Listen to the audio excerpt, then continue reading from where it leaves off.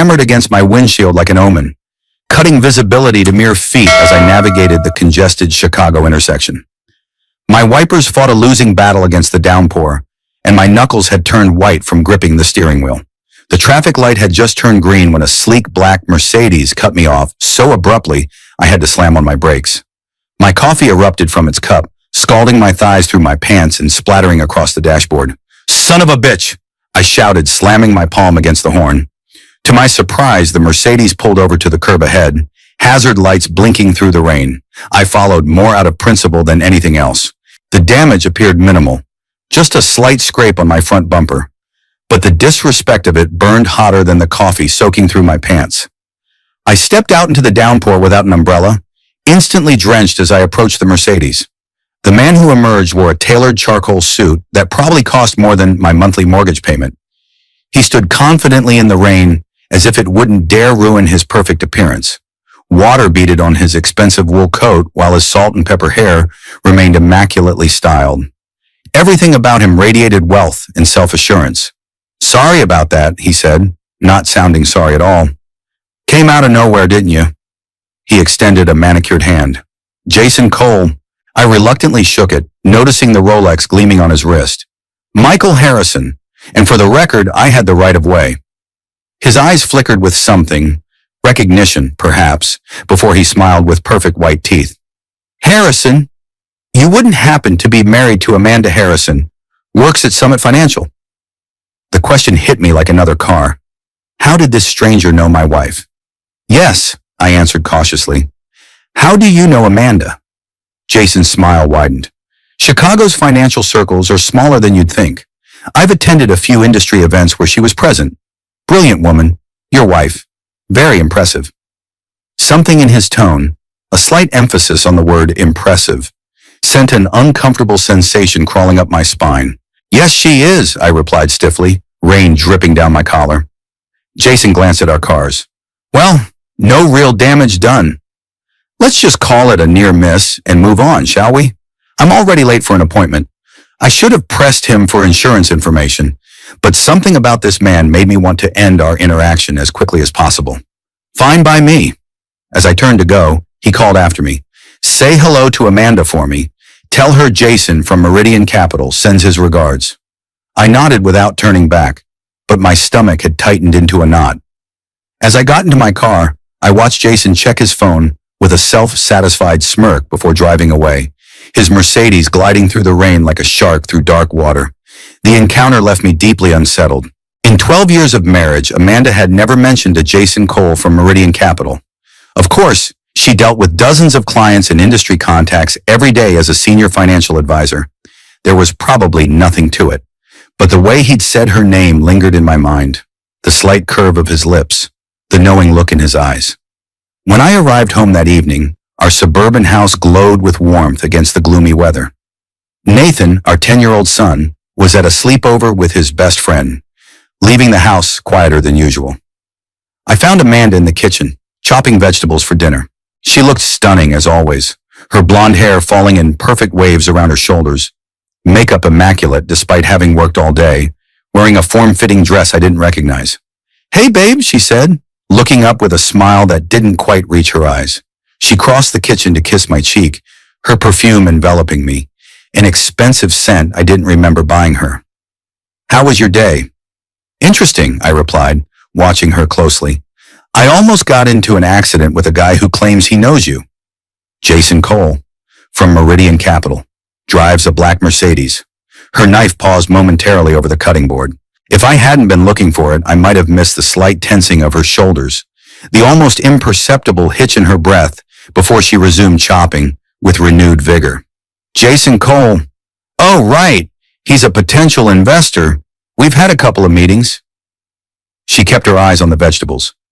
"Nothing came of it, though. His portfolio wasn't a good fit for our strategies." "He seemed to know you pretty well," I pressed. "Told me to give you his regards." Amanda laughed, but it sounded hollow.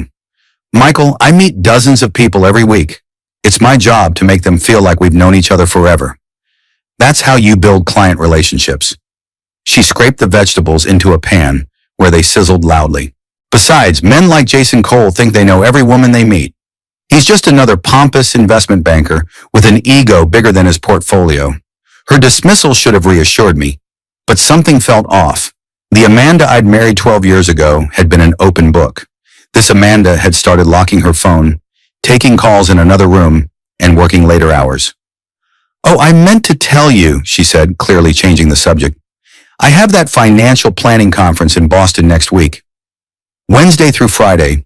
I booked my flights yesterday." "Another conference? Didn't you just go to one last month in Denver?" "Different focus," she said smoothly. "This one's about retirement planning strategies. The firm wants me to expand our senior portfolio offerings." I nodded, trying to ignore my growing unease. Amanda had been attending a lot of conferences lately. Each time she returned, she seemed more distant, as if part of her remained wherever she'd been. That night, I couldn't sleep. Amanda's gentle breathing beside me felt like a lie. After an hour of staring at the ceiling, I slipped out of bed and padded down the hallway to her home office. Her work laptop sat on the desk, closed and locked with a password I didn't know. Her briefcase, however, was partially open on the chair. I felt a twinge of guilt as I reached for it, then steeled myself. 12 years of trust had earned me the benefit of the doubt, hadn't it? Inside were receipts, business cards, and her leather-bound day planner. I flipped through it, scanning the entries until I reached next week. Wednesday through Friday was indeed blocked off, but it wasn't labeled Boston Conference. Instead, it simply read J.C. Lakehouse, with a small heart drawn next to it. J.C. Jason Cole. My blood ran cold. I flipped back through the planner, finding similar entries over the past few months. J.C. 2 p.m. appeared every Tuesday, like clockwork, and all those conferences out of town. Denver last month had been labeled J.C. Mountains. I carefully returned everything to its place, my mind racing. I wasn't typically jealous or suspicious, but too many coincidences were piling up. I needed more information before confronting Amanda. If she was cheating, I wanted irrefutable proof. And if this was somehow all innocent, I needed to be certain before making accusations that could damage our marriage. The next morning, I dropped Nathan off at school and drove to my office at Thompson Engineering, where I'd worked as a systems engineer for 15 years. Instead of focusing on the bridge design project on my desk, I searched Amanda's name alongside Jason Cole's online. Nothing immediate came up, but I did find his LinkedIn profile. Jason Cole, Senior Investment Advisor at Meridian Capital. His profile picture matched the man I'd met. Mid-40s, salt and pepper hair, confident smile that bordered on arrogant. I dug deeper. His public Instagram showed a lifestyle well beyond what even a successful investment banker should afford. Private jets, a yacht, vacations in Monaco and Bali. The comments section on one photo caught my eye. A simple heart emoji from a profile with no picture, just the initials A.H. Amanda Harrison. A text message alert broke my concentration. Amanda, working late tonight. Don't wait up for dinner. Love you. Working late. Again. That night, I waited until Amanda was in the shower before checking her credit card statements online. Most charges were routine. Grocery stores, gas stations, department stores. But every Tuesday for the past 3 months, there was a charge from the Lakeview Hotel downtown. Always around 2 p.m., always for the same amount. Tuesday was tomorrow. I barely slept that night. When morning came, Amanda dressed with extra care, choosing a form-fitting dress I hadn't seen before, and applying makeup that seemed more suitable for a date than a day at the office. "Big presentation today," I asked casually over breakfast. "Client meeting," she said, not quite meeting my eyes. "Potential 7-figure portfolio." I nodded. "Good luck. Knock 'em dead." Nathan looked up from his cereal. "Can we get pizza tonight, Mom?"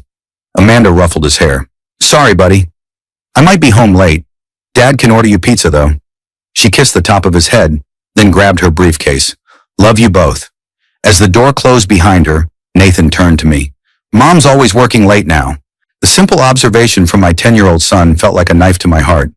"She's very important at her company," I said, trying to keep my voice steady.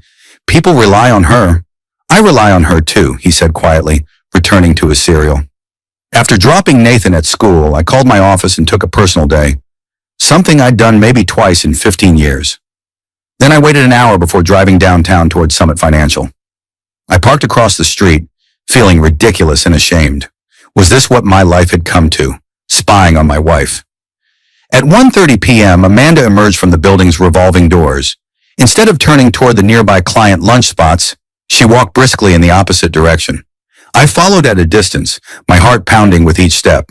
She turned onto Michigan Avenue, then ducked into a high-end lingerie store. 15 minutes later, she emerged with a small bag and hailed a taxi. I followed in my car, maintaining distance, until the taxi stopped outside the Lakeview Hotel.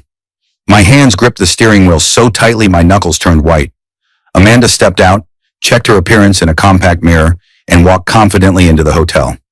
A wave of nausea hit me. Part of me wanted to storm in after her, to catch her in the act and confront them both. But another part, a colder, more calculating part, knew that approach would only lead to denials and half-truths. If Amanda was cheating, I needed undeniable proof. And if this was somehow all innocent, I needed to be sure before making accusations that could irreparably damage our marriage. I parked and entered the hotel lobby, hanging back near a large potted plant. The elegant space bustled with business travelers and tourists. Amanda was nowhere to be seen, but as I watched, a familiar figure strode across the marble floor toward the elevators. Jason Cole, checking his watch impatiently. My blood ran cold. I waited 10 minutes before approaching the front desk, where a young man with a name tag reading Kevin greeted me with a professional smile. "Good afternoon, sir. How can I help you?" I leaned in confidentially. "I'm supposed to be meeting my wife and her colleague for a surprise anniversary planning session. She texted me to come to their meeting room but didn't say which one. Amanda Harrison. Or possibly under Jason Cole." Kevin typed on his computer. "I don't see any meeting rooms booked under those names, sir." He hesitated, then added, "However, Mr. Cole is a regular guest. He has a standing reservation for Suite 1214 every Tuesday." Every Tuesday. Just like the credit card charges. Just like the entries in Amanda's planner. "Perfect," I said, forcing a smile. "That must be it. Can you call up and let them know I've arrived?" "I'd be happy to," Kevin said, reaching for the phone. "Actually," I interjected quickly, "I'd like to surprise them. Could you possibly give me a key card? It's our anniversary and, well," I gave a conspiratorial wink. Kevin looked uncertain. "I'm sorry, sir, but I can't provide a key to a room that's not in your name." Of course, I said, slipping him a $50 bill. "I completely understand. Perhaps just tell me which elevator bank to use. I'll text my wife from there." The bribe worked. With directions to the proper elevator, I rode up to the 12th floor, my heart pounding. The hallway was silent except for the distant sound of a vacuum cleaner. Suite 1214 was at the end of the corridor, a do not disturb sign hanging from the doorknob. I stood there frozen. What now? I hadn't exactly thought this through. Knocking would only alert them, giving Amanda time to compose herself or hide. I needed to see the truth with my own eyes. As if answering my dilemma, a hotel maid rounded the corner with her cart. Seeing me, she smiled politely. "Do you need help, sir?" An idea formed. "Yes, actually. I've locked myself out and my wife is in the shower. She can't hear me knock." I gestured to Suite 1214. "Could you let me in?" She looked hesitant. "I'm supposed to check ID." I pulled out my wallet showing her my driver's license. "Michael Harrison. I'm staying here with my wife, Amanda Harrison." The lie came easily, fueled by the anger and betrayal building inside me. The maid glanced at my ID and then at my wedding ring. With a sympathetic smile, she used her master key to unlock the door. "There you go, Mr. Harrison." "Thank you," I said, waiting until she continued down the hallway before gently turning the handle.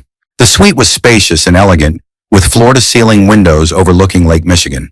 From the entryway, I could see an open bottle of champagne and 2 glasses on the coffee table. Classical music played softly from hidden speakers.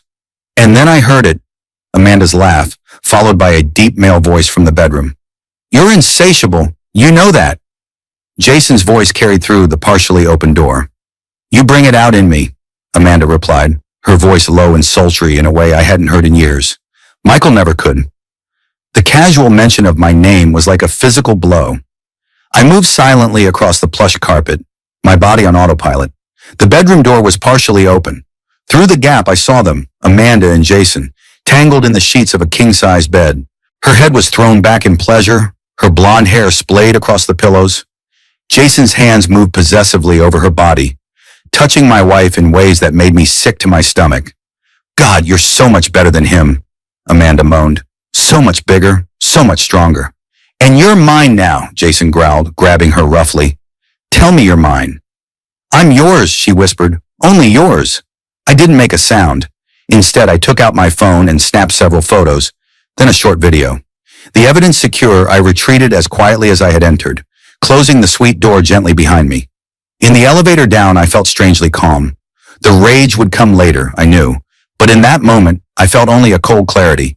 Amanda had betrayed me, betrayed our family, betrayed the life we'd built together, and Jason Cole wasn't just her lover. Based on what I'd seen online, something didn't add up about his finances either. I spent the rest of the afternoon in a daze, walking aimlessly through downtown Chicago as rain started falling again. The images of Amanda with Jason played on, repeated in my mind, along with her cruel words. By the time I picked up Nathan from school, I had composed myself enough to act normal, though my son noticed something was off. "Are you okay, Dad?" he asked as we drove home. "You look sad." I forced a smile. "Just tired, buddy. Tough day at work. Can we still get pizza since Mom's working late?" "Absolutely," I agreed, grateful for the distraction. "Any toppings you want." We are. When Amanda finally came home around 10 p.m., Nathan was already asleep. She smelled of expensive perfume and guilt, her hair slightly damp from what I assumed was a post-coital shower at the hotel. "Hey," she said softly, slipping off her heels. "Sorry I'm so late. Client dinner ran long." I nodded, not trusting myself to speak. "Are you okay?" she asked, coming closer. "You seem distant." "Just tired," I echoed my explanation to Nathan. "Long day." She kissed my cheek, and it took every ounce of self-control not to recoil. "I'm going to take a shower and head to bed. Coming up soon." "In a bit," I managed. As she climbed the stairs, I watched the woman I thought I knew disappear around the corner. The woman who, just hours ago, had been in another man's bed, declaring herself his while belittling her husband, the father of her child. Instead of confronting Amanda that evening, I greeted her with robotic normalcy, pretending nothing was amiss. I needed time to think, to plan. If Amanda was going to destroy our family, I wanted to know everything I was dealing with. The next day, I began my investigation in earnest. I used my technical skills to install tracking software on her phone while she showered, giving me access to her messages, emails, and location. Then I took a week off work, telling both Amanda and my boss it was for a special project. While Amanda was at the office and Nathan at school, I followed the digital breadcrumbs. What I discovered sickened me. Amanda and Jason's affair had begun 4 months ago, after meeting at a financial industry mixer. Their messages were explicit, detailed descriptions of their encounters, complaints about me, plans for their future trysts. Jason called her his sexy little financial advisor and joked about her managing his assets. But as I dug deeper into Jason's background, something even more disturbing emerged. His social media presence showcased wealth, but court records told a different story. Jason Cole had 2 bankruptcies in his past and was currently being sued by several former clients. His employment at Meridian Capital appeared legitimate, but his lifestyle far exceeded his salary. I expanded my search, using skills I developed securing engineering databases to access financial records I probably shouldn't have been able to see. What I found stunned me. Jason was deeply in debt to people you didn't want to owe money to. He had gambling problems and had taken out high-interest loans from shadowy sources. And most damning of all, there were unexplained transfers from Summit Financial client accounts to offshore entities that then filtered money back to accounts that appeared connected to Jason. Amanda's login credentials had been used to authorize some of these transfers. Either my wife was being manipulated by a con man, or she was actively participating in financial fraud. Neither option offered much comfort, but I needed to know which was true. I hired a private investigator, an old college friend who'd gone into security work, to follow Jason and document his activities. Within days, we had evidence of Jason meeting with known loan sharks, gambling at underground poker games, and, most significantly, having similar Tuesday appointments with 2 other women, both financial professionals at different firms. "Your wife isn't special to him," my friend told me bluntly as he showed me photos of Jason escorting another blonde woman into the same hotel. "She's just one of his pawns." The picture became clear. Jason was using sex to manipulate women with access to financial accounts, then using that access to siphon funds. The amounts were carefully calculated to avoid immediate detection, never more than could be attributed to market fluctuations or fees, but over time, they added up to millions. I spent sleepless nights poring over documents, tracking money movements, building a case not just against Jason, but potentially against my own wife. During the day, I maintained a facade of normalcy, helping Nathan with homework, making small talk with Amanda over dinner, all while knowing she was planning to meet her lover at a lake house the following week. "Are you sure you have to go to Boston?" I asked casually one night as she packed her suitcase. "Nathan has that science fair on Thursday."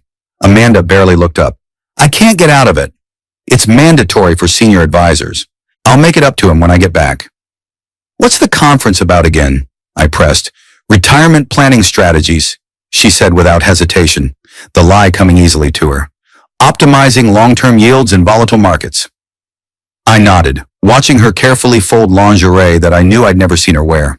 "Sounds fascinating." "It won't be," she laughed, "but the firm's paying for a nice hotel, so at least there's that." A nice hotel? I wondered if she realized the irony of that statement. On Wednesday morning, I drove Amanda to the airport, maintaining the charade. As soon as she was through security, I called the private investigator.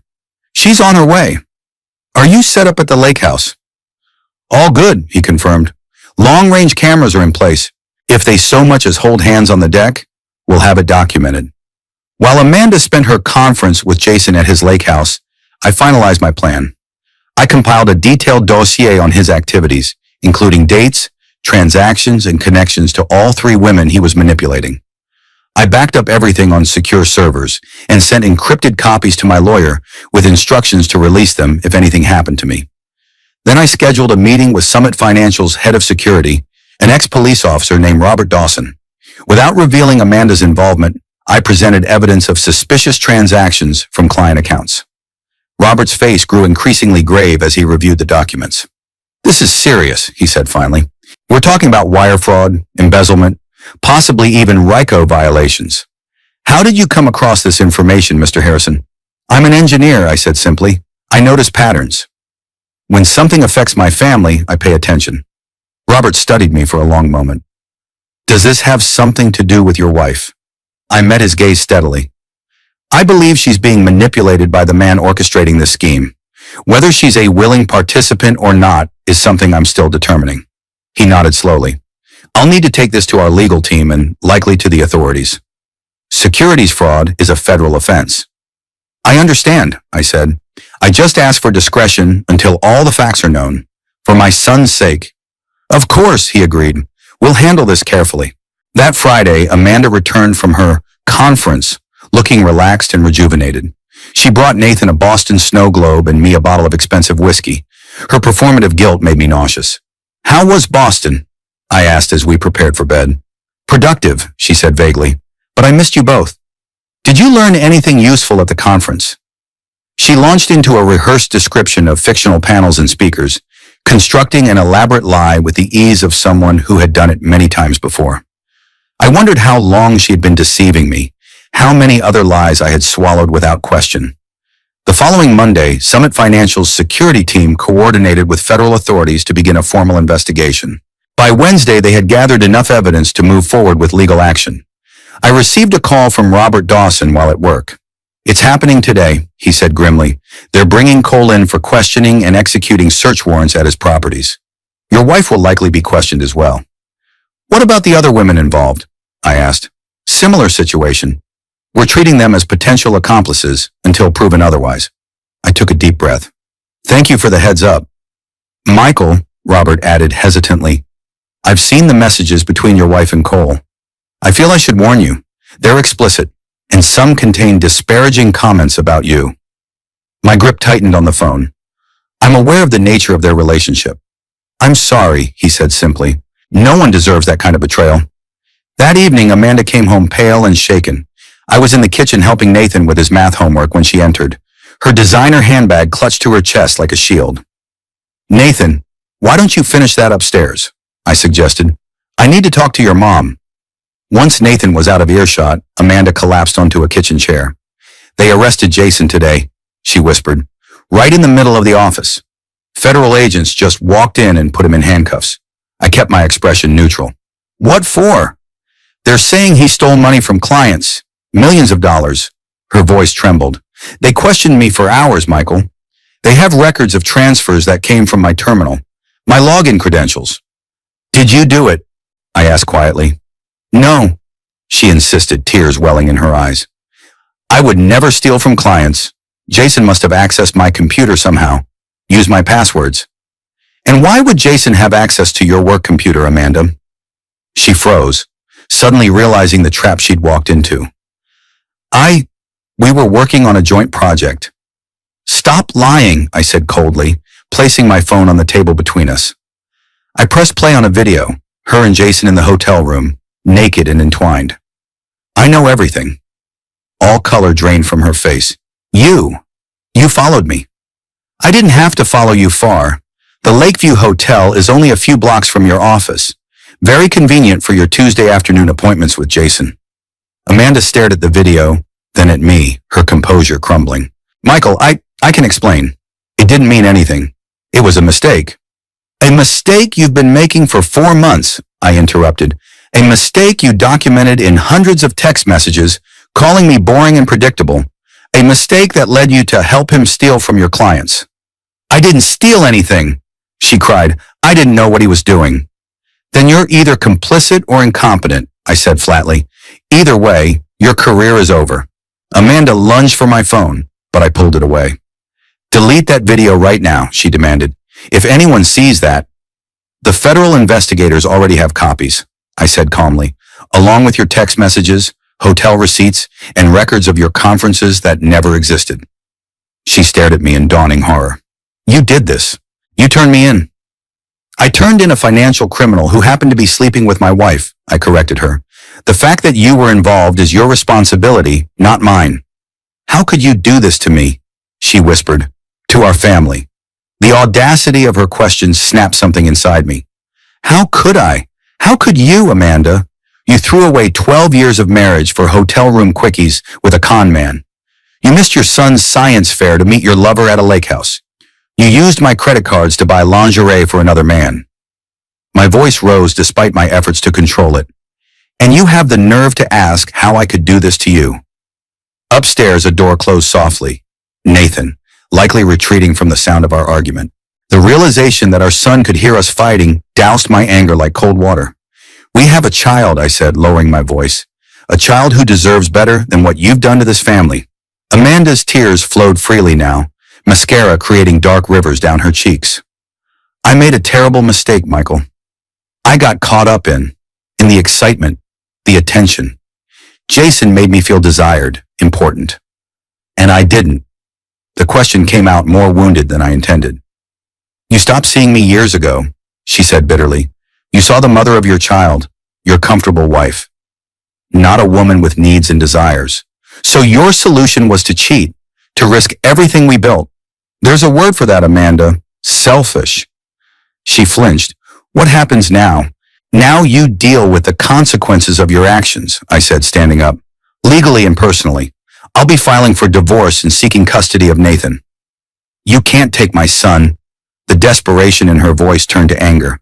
No judge will give you full custody. A mother who abandoned her family responsibilities to sleep with a criminal, I said evenly. A mother who may be facing charges for financial fraud. A mother who put her selfish desires above her child's well-being. You really want to test that theory in court. Her face crumpled. I never meant to hurt Nathan. Or you. I love you both. If this is how you show love, we're better off without it. I headed for the stairs. I'll sleep in the guest room tonight. Tomorrow I suggest you find somewhere else to stay while we sort out the legal details. Michael, wait, she called after me, her voice breaking. Please, we can fix this. Couples therapy, a fresh start, anything. Don't throw away 12 years over one mistake. I turned back to look at her. This stranger wearing my wife's face. You already threw it away, Amanda. I'm just acknowledging what's already broken. That night, as I lay in the guest room, staring at the ceiling, my phone buzzed with a text from Amanda. I am not your property. You're controlling and cold. Jason made me feel alive. This is as much your fault as mine. I didn't respond. Her true colors were finally showing, and they were uglier than I'd imagined. The next morning, I woke to find Amanda already gone, a note on the kitchen counter stating she was staying with her sister until things calmed down. I called my lawyer to begin divorce proceedings, then sat Nathan down for the hardest conversation of my life. Buddy, I need to talk to you about something serious, I began as he pushed his cereal around the bowl. Mom and I are having some problems, and we're going to be living apart for a while. His small face crumpled. Is it because you were fighting last night? Partly, I admitted. Sometimes adults make mistakes that hurt the people they love, even when they don't mean to. Did Mom make a mistake? He asked perceptively. I hesitated, not wanting to demonize Amanda but refusing to lie. Yes, she did, and so did I, in different ways. But none of this is your fault, Nathan. We both love you very much, and that will never change. Are you and Mom getting divorced like Tommy's parents? The direct question caught me off guard. Probably yes, but that doesn't change the fact that we're still your parents. Nathan's eyes welled with tears. Will I still see Mom? Of course you will, I assured him, pulling him into a hug. She's always going to be your mom, no matter what.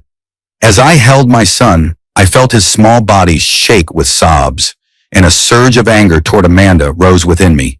Her selfish choices had brought us to this point, forcing a 10-year-old to face adult problems he shouldn't have to understand. The following weeks were a blur of legal meetings, counseling sessions for Nathan, and damage control as news of the scandal spread. Jason Cole was indicted on multiple federal charges, including wire fraud, embezzlement, and money laundering. The evidence against him was overwhelming, and he quickly offered to cooperate in exchange for leniency, implicating Amanda and the other women without hesitation. She knew exactly what she was doing, he claimed in his statement. Amanda said her husband was too dense to notice anything, and her firm's security protocols were a joke. She helped me identify which accounts to target. When I learned of his statement, something inside me hardened permanently. Even if Amanda hadn't actively participated in the fraud, she had betrayed me in every way possible, physically, emotionally, and now it seemed by mocking me to her lover. Summit Financial terminated Amanda's employment and cooperated fully with prosecutors. Several of her clients, once informed of the suspicious activity in their accounts, filed civil suits against both the firm and Amanda personally. Her professional reputation was in tatters, her licenses suspended, pending the outcome of the investigation. Through it all, I focused on providing stability for Nathan. I took a leave of absence from work to be available for him, helped with homework, attended his soccer games, and tried to shield him from the worst of the legal and media fallout. While Amanda fought for her freedom and reputation, I fought for our son's emotional well-being. Amanda's attorney attempted to construct a narrative portraying her as a naive victim, manipulated by a master con man. But the evidence, particularly the explicit text messages in which she disparaged me and discussed the financial scheme, made this defense increasingly untenable. 3 months after that fateful day at the Lakeview Hotel, Amanda was indicted on multiple counts of fraud and financial malfeasance. The prosecutor offered her a deal: plead guilty to lesser charges in exchange for testimony against Jason Cole and the other co-conspirators. Her attorney advised her to take it. The day before she was to accept the plea deal, Amanda appeared at our house unannounced. She looked terrible, thin, pale, with dark circles under her eyes. The polished financial advisor was gone, replaced by a desperate woman on the brink of losing everything. I need to talk to you, she said when I opened the door. Please, Michael. Against my better judgment, I let her in. Nathan was at soccer practice, so we had privacy. I'm taking the deal, she said without preamble. 18 months in a minimum security facility, followed by 3 years of probation. I'll lose my financial licenses permanently. I nodded. Seems fair, considering the alternatives. That's it. Her voice rose. That's all you have to say. My life is ruined, and you stand there like it has nothing to do with you. What exactly did you expect, Amanda? I kept my voice level. Sympathy, understanding. You betrayed our marriage, potentially helped steal from innocent people, and then tried to paint me as the villain when you got caught. I made mistakes, she admitted, her voice breaking. Terrible ones. But I'm still Nathan's mother. I need to know you won't try to keep him from me after I've served my time. Nathan's welfare is my only concern, I said firmly. If you demonstrate that you can be a positive influence in his life, I won't stand in the way of a relationship. But it will be on my terms, at least until he's old enough to decide for himself. She nodded, tears streaming down her face. I never meant for any of this to happen, Michael. Jason made me feel special, desired. I got caught up in the excitement. And the money, I added coldly. Don't forget that part. Was it worth it? Trading your family, your career, your freedom for a few orgasms and some extra cash? Amanda flinched as if I'd slapped her. You're a cruel man, Michael Harrison. I never saw that before. And you're a liar and a cheat, I replied evenly. I guess we never really knew each other at all. As she turned to leave, she paused at the door. He was right about one thing, you know. You are cold. Maybe if you hadn't been so emotionally unavailable, none of this would have happened. I laughed without humor, still blaming others for your choices. Some things never change. The divorce was finalized while Amanda served her sentence. I received primary custody of Nathan, with Amanda granted supervised visitation upon her release. Our house was sold to pay legal fees and settlements, and I moved with Nathan to a comfortable apartment closer to my office. Jason Cole received 12 years in federal prison for his role as the mastermind of the scheme. The total amount stolen from various clients across multiple firms exceeded $4.7 million, most of which was never recovered from the offshore accounts where he'd hidden it. 6 months into Amanda's sentence, Nathan and I had established a new routine. He had adapted better than I expected, showing a resilience that made me proud.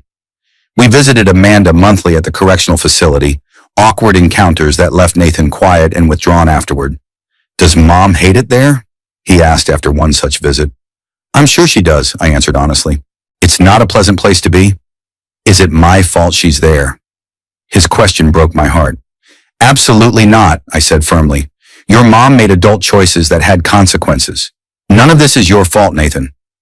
Life went on. I eventually returned to work full-time, with Nathan attending an after-school program until I could pick him up. We settled into our new normal: weekend movies, homework at the kitchen table, soccer games, and the occasional pizza night. The pain didn't disappear, but it became manageable. A dull ache rather than the sharp agony of fresh betrayal. A year into Amanda's sentence, I received a letter from her. The envelope sat unopened on my desk for 3 days before I finally found the courage to read it. Dear Michael, it began. As I approach the halfway point of my sentence, I've had a lot of time to reflect on the choices that brought me here. I want you to know that I take full responsibility for what I did, both to our marriage and in my professional life. No more excuses, no more blaming you or circumstances or Jason Cole. I betrayed you. I betrayed Nathan, and I betrayed myself. The letter continued for several pages, a seemingly heartfelt apology and reflection on her failings. She wrote about the counseling she was receiving, her newfound spiritual faith, and her hope that someday I could forgive her, if not for her sake, then for Nathan's. I read it twice, searching for the manipulation, the hidden agenda, but it seemed genuine, perhaps the first honest communication from Amanda in years. Still, words were easy. Actions would tell the true story when she was released. As Nathan approached his 12th birthday, Amanda's release date loomed. She would return to a world where her professional reputation was destroyed, her marriage over, her role as a mother severely restricted. Her sister had agreed to let her stay temporarily, but Amanda's long-term prospects remained bleak. 2 weeks before her release, I received a phone call from the correctional facility. Amanda had been involved in an altercation with another inmate and had been placed in solitary confinement, delaying her release date by 30 days. When Nathan and I visited that weekend, she appeared withdrawn and defeated. I'm sorry, she told Nathan, her voice hollow. I wanted to be there for your birthday. It's okay, Mom, he said quietly. Dad's taking me and some friends to Six Flags instead. I saw the pain flash across her face. Another milestone missed, another memory created without her. For the first time, I felt a twinge of sympathy for the woman who had once been my wife. She had lost everything because of her choices, and no amount of regret could change that reality. When Amanda was finally released, she emerged from the correctional facility, a shadow of her former self. The confident, polished financial advisor was gone, replaced by a thin, pale woman with dull eyes and premature lines etched into her face. Nathan and I waited in the parking lot, an awkward welcoming committee for a homecoming no one had imagined. You came, she said, surprise evident in her voice. Nathan wanted to, I explained, placing a protective hand on our son's shoulder. She knelt to hug Nathan, who returned the embrace stiffly. I missed you so much, sweetie. I missed you too, Mom, he replied, though his eyes told a different story. The wariness of a child who had learned that adults could disappoint you in profound ways. We drove Amanda to her sister's house in uncomfortable silence. As Nathan waited in the car, I helped her carry her few belongings to the door. "Thank you," she said quietly, "for bringing him, for not poisoning him against me." "He deserves to know his mother," I replied. "Whatever happened between us doesn't change that." She nodded, then hesitated. "Michael, do you think there's any chance someday that we could?" "No," I interrupted gently but firmly. "That chapter is closed, Amanda. For good." Her eyes filled with tears. "I still love you. I know you don't believe me, but I do." "Maybe you do," I conceded. "But love without trust isn't enough." It never was.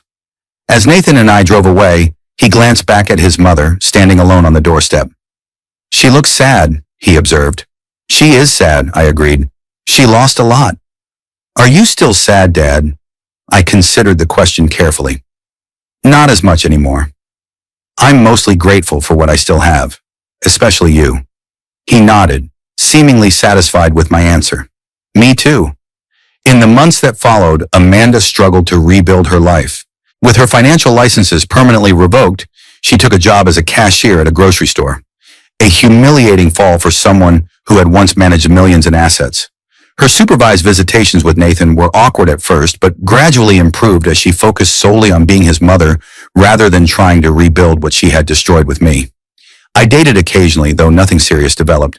The betrayal had left scars that made it difficult to trust completely. Nathan remained my priority, his well-being the center around which my decisions revolved. A year after her release, Amanda called me in tears. "I saw them together," she sobbed. "Jason's wife and children, visiting him in prison. Did you know he was married the whole time? That he had 3 kids? I was just his side piece, his patsy. He never cared about me at all." "I'm sorry," I said, and meant it. Despite everything, I took no pleasure in her pain.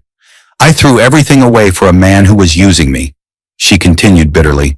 "My marriage, my career, my relationship with my son. And for what? For absolutely nothing." I had no answer for her. Some realizations came too late to be useful, only painful. That night, after putting Nathan to bed, I sat alone in my apartment, thinking about the twisted path that had led us here. Amanda had made her choices, but I wondered if I could have done something differently, been more attentive, more demonstrative, more aware of the cracks forming in our foundation. My phone buzzed with a text message from Amanda. "I miss our family every day. I know it's my fault we lost it all. I just want you to know I'm sorry, Michael. Truly sorry." For the first time I replied, "I believe you." It wasn't forgiveness, not yet, but it was acknowledgement, recognition that behind the betrayal and lies was a flawed human being who had made catastrophic mistakes and was living with the consequences. 2 years after Amanda's release, I received a call from her sister. Amanda had been hospitalized after a suicide attempt. Pills and alcohol discovered by a neighbor who heard her crying through the thin apartment walls.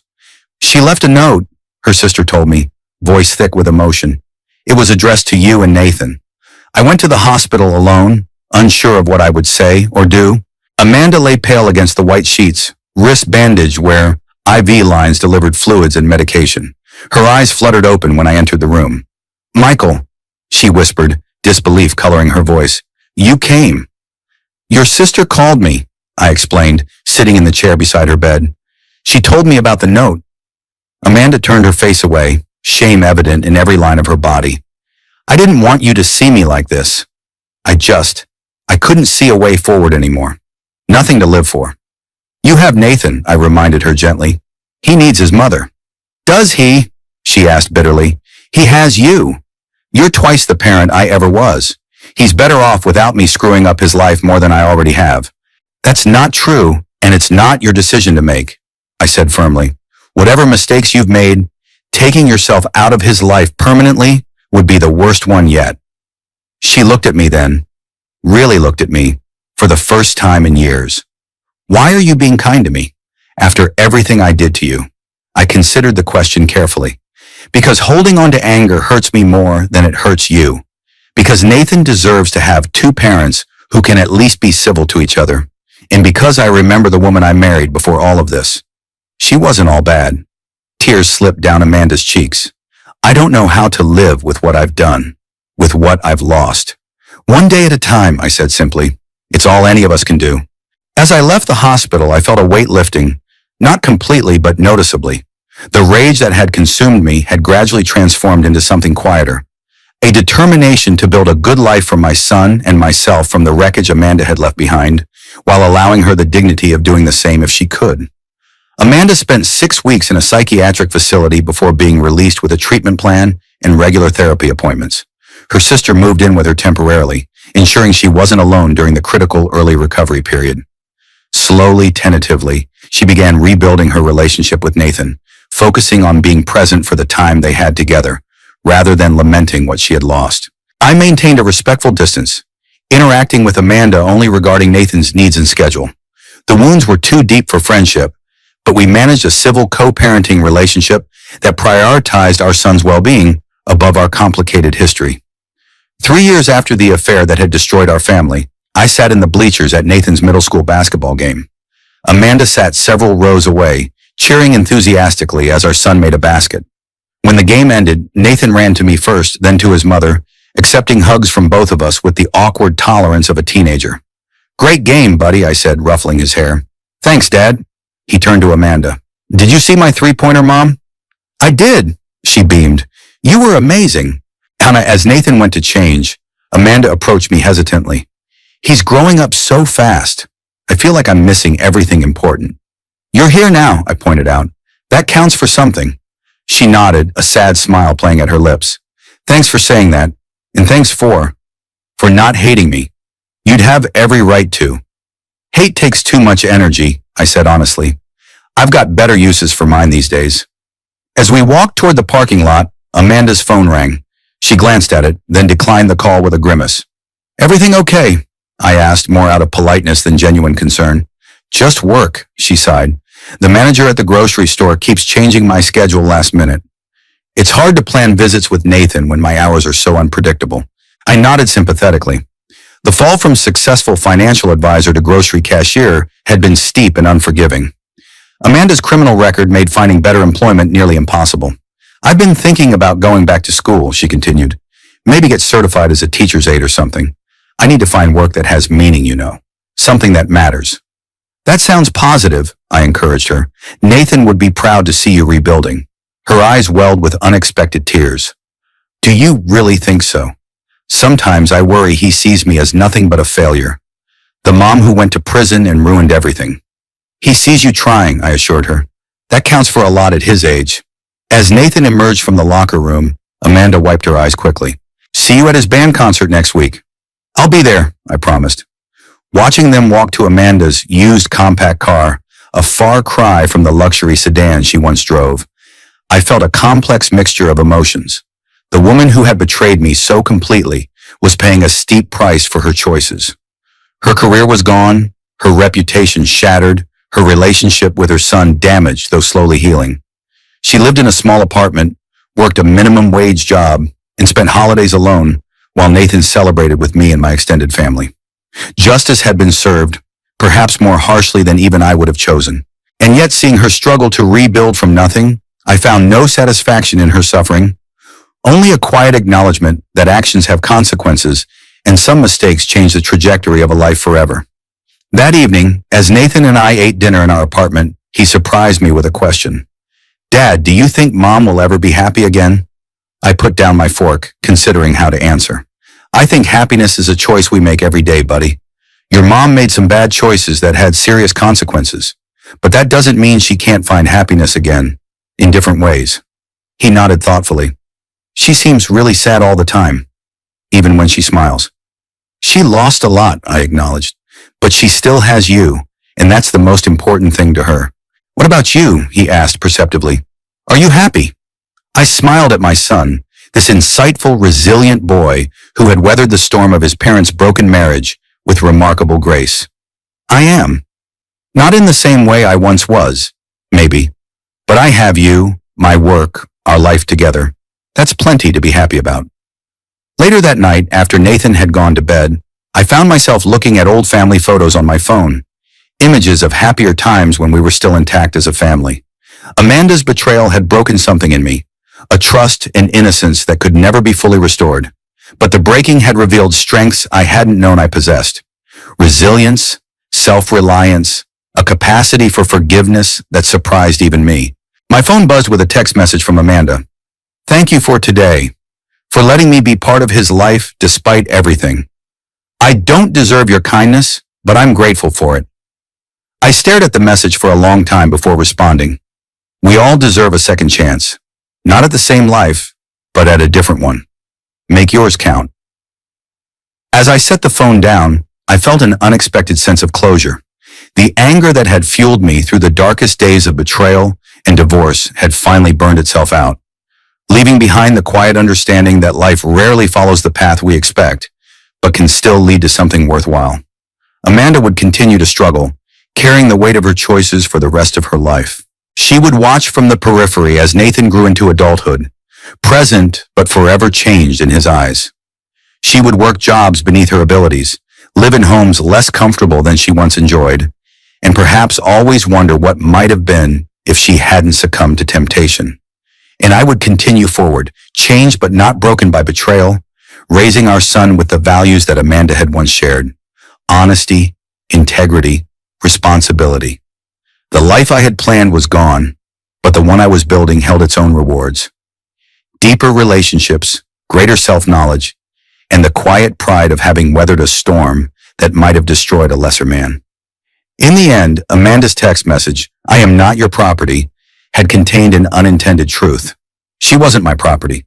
She was a flawed, complex human being who had made catastrophic choices and was living with their consequences. And I was not her victim, but a man who had found the strength to rebuild when everything familiar had been stripped away. That was the lesson I hoped Nathan would carry with him. Strength isn't about controlling others or never being hurt. It's about surviving the hurt and continuing to live with integrity. It's about protecting what matters without becoming bitter. It's about finding peace, even when the life you planned has been shattered. Amanda would never find that peace. Her text messages continued to arrive sporadically, sometimes angry, sometimes despairing, sometimes pleading for a reconciliation that would never come. She drifted between jobs, relationships, and apartments, never finding stable ground. Her supervised visitations with Nathan gradually became less frequent as he grew older and busier with his own life. In her darkest moments, she would call me, voice slurred from alcohol, asking where she had gone wrong, how she could have thrown away everything that mattered for something so fleeting. I had no answers for her, only the quiet suggestion that she seek professional help, that it wasn't too late to build something meaningful from the ashes of her former life. She never did. The promising financial advisor who had once commanded respect in boardrooms became a cautionary tale, a woman defined by her worst choices rather than her potential. And as Nathan grew into adulthood, graduating high school, entering college, building his own life, Amanda remained trapped in the past, unable to move beyond what she had lost. I, meanwhile, found unexpected joy in my reconfigured life. A promotion at work, a small house with a garden, eventually a relationship with a kind, straightforward woman who accepted my complicated history without judgment. Small pleasures that accumulated into a life I hadn't planned but had come to deeply appreciate. When Nathan left for college, Amanda called me in tears. "He's really gone," she sobbed. "My baby's gone, and I missed everything important. First steps, first day of school, learning to drive. I threw it all away, Michael. For what? For nothing." "He's not gone," I told her gently. "He's just growing up. That's what kids are supposed to do." "He'll never forgive me," she whispered. "Not really. That's between you and him," I said. "But Nathan has a good heart. Give him time." Time, however, was something Amanda had run out of. 6 months later, she was found in her apartment, empty pill bottles on the nightstand. Her note was brief. "I'm sorry for everything. Please tell Nathan I loved him more than my own life. Michael, you were the best thing that ever happened to me, and I was too blind to see it. Find happiness. You deserve it." At her small funeral, Nathan stood beside me, tall and solemn in his first suit. Her sister spoke briefly about Amanda's struggles and her love for her son. Former colleagues were noticeably absent. The financial scandal had permanently severed those connections. In death, as in her final years, Amanda stood largely alone, defined by the mistakes that had derailed her life rather than the potential she had once possessed. As we left the cemetery, Nathan asked quietly, "Did she ever find peace, Dad?" I put my arm around his shoulders. This remarkable young man who had somehow emerged resilient and compassionate despite the fractures in his foundation. I don't think so, buddy. But that doesn't mean you can't remember the good parts of her. Before everything went wrong, she loved you very much. I know, he nodded. I just wish. I wish things had been different. So do I admitted. But we can't change the past. We can only learn from it. Akafamat.